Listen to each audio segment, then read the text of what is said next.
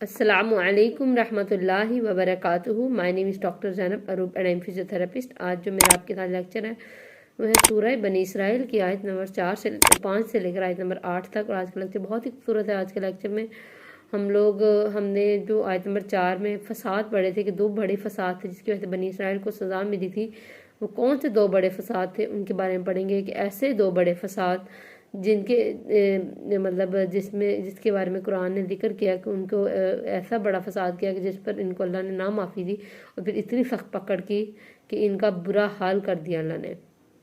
تو سٹارٹ کرتے ہیں. نحمدہ و نصلی علی رسولہ الکریم. اما بعد فاعوذ باللہ من الشیطان الرجیم. بسم اللہ الرحمن الرحیم. رب اشرح لی صدری ویسر لی امری واحلل عقدۃ من لسانی یفقہوا قولی ربی زدنی علما. بسم اللہ الرحمن الرحیم. سٹارٹ کرتے ہیں آیت نمبر 5 سے.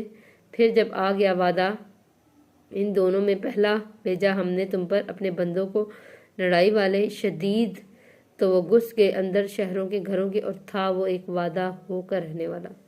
اس میں کس بارے میں ذکر ہے؟ اگر کوئی اس کو قرآن کو ویسے ہی یہ آیت پڑھے گا تو وہ کہے گا پتہ نہیں کیا لکھا ہوا ہے، مطلب کیا اس میں ذکر ہے، کیا بات ہے. لیکن یہاں بات کی جا رہی ہے کہ تفسیر سے اس لیے قرآن کو سیکھنا بہت ضروری ہے تاکہ ہمیں سمجھ ہو کہ قرآن کو نازل کرنے کا مقصد کیا تھا اور قرآن میں جو بات کی ہے اس کا اصل مطلب کیا ہے. یہاں فرمایا جا رہا ہے کہ جب تمہیں تھا وعدہ کیا گیا، اللہ نے جب ان کو پیچھے قرآن آیت نمبر 4 میں وعدہ کر دیا تھا کہ جب تم فساد کرو گے، 2 بڑے فساد ہیں اور تمہیں اللہ تعالیٰ نے ان کو، مطلب یہ تو اس میں ذکر ہے نا، ان کو تب اس سے پہلے بھی وعدہ دے دیا گیا تھا کہ اگر تم برائی کرو گے، فساد کرو گے، تمہاری بہت برا انجام ہوگا. تو پھر اللہ کا وعدہ آ کے رہنے والا ہے. یہاں وعدہ سے مراد اللہ کا عذاب ہے اور پھر اللہ کا عذاب آ کے رہنے والا. جب اللہ کا عذاب آیا تو پھر ان کی خوب سخت پکڑ ہوئی. ہوا کیا تھا؟ یہ واقعہ کے بارے میں پڑھتے ہیں کہ جو ان کے گھروں میں گھس گئے تھے. اس کے بارے میں کیا ہمیں یہ تو معلوم ہے کہ یہ سامری کے پیچھے لگ گئے تھے. حضرت موسیٰ علیہ السلام کوہ طور پہ گئے تھے اور حضرت موسیٰ علیہ السلام جب پیچھے گئے 40 دن کے لیے تو انہوں نے حضرت موسیٰ علیہ السلام کے پیچھے جب 40 دن کے لیے حضرت موسیٰ علیہ السلام پہاڑوں پہ چلے گئے تو پیچھے سے انہوں نے یہ صحرا میں یہ رہ رہے تھے. تو انہوں نے کیا کیا، وہاں پہ سامری کو اپنا سامری وہاں کوئی آدمی تھا اور اس کے پیچھے لگ کے انہوں نے بچھڑے کو خدا بنا لیا. اور جب یہ اتنا بڑا غلط عمل کیا تو اللہ تعالیٰ نے ان کو سخت سزا دی اور اللہ تعالیٰ نے 40 سال تک ان کو صحرا میں بھٹکا دیا. ان کو اتنی سخت سزا ملی تھی، یہ پھر بھی باز نہ آئے. اور ان 40 سالوں میں حضرت موسیٰ علیہ السلام اس دنیا سے کوچ کر گئے اور ان کی وفات پا گئے. ان کے بعد یہ لوگ اسی طرح مطلب بھٹکتے رہے اور یہ شرک کرتے رہے اور ان کے شرک میں انہوں نے پھر بھی باز نہ آئے. سزا مل رہی تھی پھر بھی انہی حرکتوں میں مصروف رہے. پھر یوشع بن نون کی قیادت میں یہ لوگ فلسطین میں داخل ہوئے ہیں. انہوں نے فلسطین میں جا کے رہنا شروع کیا اور مگر ان کے اندر شرک کی برائی ختم نہ ہو پائی، جس کی وجہ سے اللہ کا پھر عذاب آ کھڑا ہوا. اور اللہ نے جب ان پہ عذاب دیا تو اللہ تعالیٰ نے کیا کیا کہ ان کے اوپر اپنے بندے کچھ بھیجے. وہ بندے سخت مزاج تھے اور سخت لوگ تھے. وہ کون تھے؟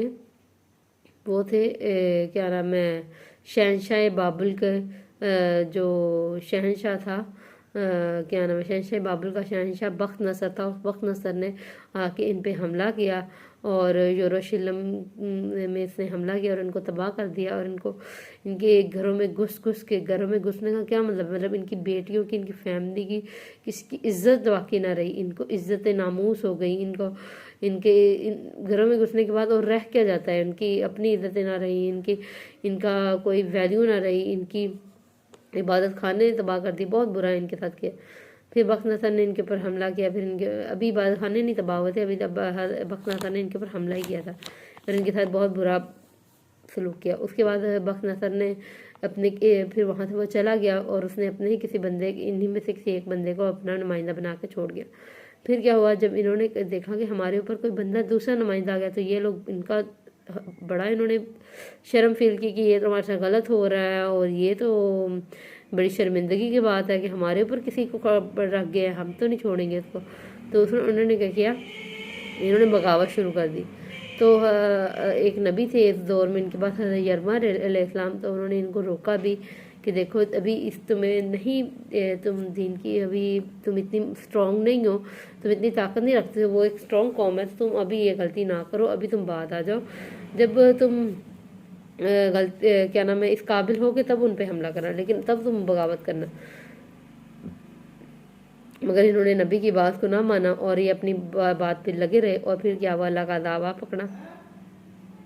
بخت نصر نے پھر ایسا دوبارہ ان کی بغاوت پہ اتنا غصہ کیا اور خطرناک ہوا باعث شہنشاہ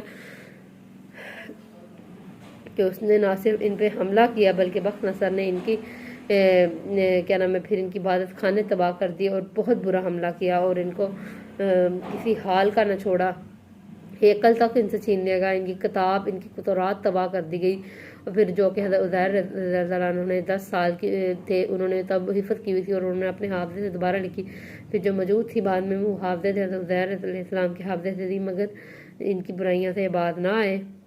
جب یہ اپنی برائیوں سے بعد نہ آئے اور ویسے ہی برے کاموں میں لگے رہے، تو پھر کیا ہوا، پھر اللہ تعالیٰ نے ان کو جو تھا مطلب ہیکل سب کچھ جب چھین لیا گیا تو عزیر علیہ السلام نے دوبارہ حافظے سے ان کو پھر وہ سب کچھ دلوایا، اور پھر بھی یہ بات ہے اور انہوں نے کتاب میں بعد میں پھر چینجز کیے، جو اب ہے وہ کتاب میں چینجز والی کتاب ہے ان کے پاس۔ اس طرح یہ سارا ان کے اب یہاں پہ جو ذکر ہے کہ اللہ نے اپنے بندوں کو بھیجا، یہاں اللہ کے بندے سے مراد پیارے بندے یا وہ نیک نہیں تھے، وہ بھی مشرک لوگ ہی تھے، لیکن اللہ تعالیٰ نے ان کو اپنا ایک مطلب اپنے عذاب کے طور پہ اپنا عذاب ان کو عذاب دینے کے لیے اللہ نے ان کو چنا، اور انہوں نے جا کے بنی اسرائیل پہ عذاب بن کے گئے۔ پھر لٹا دی ہم نے تمہارے لیے باری ان پر، اور مدد دی ہم نے تمہیں تمہارے مالوں پہ اور بیٹوں پہ، اور کر دی ہم سے زیادہ نفری تعداد میں۔ پھر انہوں نے توبہ کر لی اور دوبارہ یہ اسلام میں آ گئے، تو اللہ تعالیٰ نے دوبارہ اس کو سب کچھ لوٹا دیا، ساری نعمتیں دے دیں، اور دوبارہ یہ اپنے بیٹوں میں اپنی نفری میں دوبارہ واپس آ گئے۔ اور اگر بلائی کی تم نے تو اپنے نفسوں پہ، اور اگر برا کیا تم نے تو اپنے نفسوں پہ۔ تو اگر تم اب اچھا کر رہے ہو، اگر تم توبہ کرتے ہو اپنے گناہوں سے، تو وہ بھی تمہارا اپنا ہی اوپر ہی اچھا کرنا ہے، اور اگر تم برا کرتے ہو اور بعد نہیں آتے تو وہ بھی تم اپنے اوپر ہی ظلم کرتے ہو، کیونکہ آخرت کا بہت سخت عذاب تمہارے اوپر آئے گا پھر اگر تم بعد نہ آئے۔ اور اگر تم اصلاح کرو گے تو پھر اللہ تعالیٰ تمہیں دنیا میں ہی بہت نعمتیں دے دیتے ہیں کہ تم خوشی سے پاگل ہو جاتے ہو، اللہ تمہیں تعداد میں بڑھا دیتے ہیں، تمہارے بیٹوں کو پولے پولتے، لیکن جب تم برائی اور شرک سے بعد نہیں آتے پھر اللہ ایسا عذاب دیتے ہیں کہ تم تباہ و برباد ہو کے رہ جاتے ہو۔ تو فیصلہ تمہارا اپنا ہے، اگر تم اچھائی کرو گے تو اپنے ساتھ اچھائی کرو گے، برا کرو گے تو اپنے ساتھ برا کرو گے۔ اس کے علاوہ فساد، جو دوسرا فساد کون سا تھا، ایک فساد کے بارے میں تو میں نے آپ کو بتا دیا، دوسرا فساد انہوں نے جب حضرت عیسیٰ اور حضرت یحییٰ کو زندہ ختم کرنے کی کوشش کی تو پھر اللہ تعالیٰ نے ان کو اٹھا لیا تھا، اور پھر اللہ تعالیٰ نے ان کو اوپر عذاب دیا۔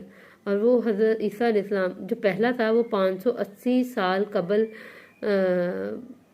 583 سال شاید قبل تھا، کچھ اتنا ہی تھا کہ وہ کیا نام ہے مسیح سے قبل وہ تھا جو پہلا فساد تھا، اور جو دوسرا فساد تھا وہ حضرت عیسیٰ علیہ السلام کے 70 سال بعد وہ کیا نام ہے عیسیٰ علیہ السلام کے 70 سال بعد تھا۔ اس کو ہم کنفرم کرتے ہیں کتنے سال بعد تھا، یہ 70 سال بعد ہی یہ ہوا تھا۔ اور پھر ان کے اوپر ٹیٹس نے حملہ کیا تھا جس کا طاؤس نام تھا، اور اس نے ان کے اوپر تباہ و برباد کر دیا، دوبارہ ان کا ہیکل تباہ، اور ان کا بہت برا ان کے ساتھ سلوک تھا، اور پہلے سے بھی کہیں زیادہ برا ان کا انجام ہوا تھا۔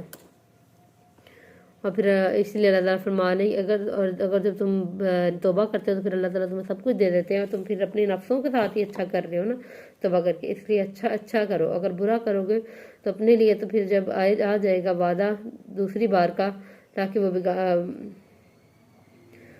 وہ بگاڑ دے چہرے تمہارے، تاکہ وہ داخل ہو مسجد میں جیسا کہ وہ داخل ہوئے تھے پہلی بار، اور البتہ وہ تباہ کر دیں گے جس پر وہ غلبہ پائیں گے، بری طرح تباہ کرنا۔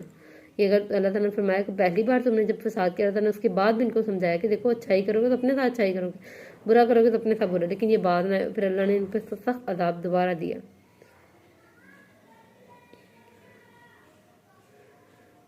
اور امید ہے رب تمہارا کہ وہ رحم کرنے والا ہے، اور اگر لوٹو گے تم لوٹیں گے ہم، اور بنایا ہم نے جہنم کو کافروں کے لیے قید خانہ۔ تو اگر تم برائی قریش مکہ اور اب کے لوگوں کے ساتھ، اب کے یہودیوں کے ساتھ کہا جا رہا ہے کہ اب تم دیکھو، اب اللہ تعالیٰ نے تمہیں ساری پچھلی تاریخ میں بتا دی ہے، اب تم اگر اللہ سے رجوع کرو گے تو کامیاب رہو گے اور اللہ تعالیٰ تمہیں کامیاب کر دیں گے، لیکن اگر تم بات نہ آئے اور تم برائی کرتے رہے تو پھر جہنم ایک ایسا قید خانہ ہے جس سے تم بچ نہیں سکتے۔ اور اب یہ تمہارے پر معاملہ ہے، تم نبی کریم صلی اللہ علیہ وسلم پر عمل کرتے ہو یا نہیں، اور اگر توبہ کرو گے، معافی کرو گے، تمہارے اپنے ساتھ ہی اچھا ہوگا۔ اس لیے مسلمانوں کو جگانے کے لیے بھی یہ آیت بہت ضروری ہے کہ دیکھو، اگر تم دین کو پکڑی رکھو گے اور تھامی رکھو گے اور بھٹکو گے نہیں، اللہ سے توبہ کرتے رہو گے تو اللہ تعالیٰ تمہیں بہت عطا کرے گا، لیکن اگر تم دین سے دور ہو جائے گے تو تم پہ بہت بڑے بڑے عذاب آئیں گے، فساد ہوگا تمہارے اندر۔ تو اللہ تعالیٰ ہمیں اور سیکھنے والا سکھانے والا بنائے، اور بنی اسرائیل کی غلطیوں سے ہمیں سیکھنے والا بنائے کہ ہم نہ کبھی اپنی زندگی میں غلطی کریں۔ آمین۔ جزاک اللہ۔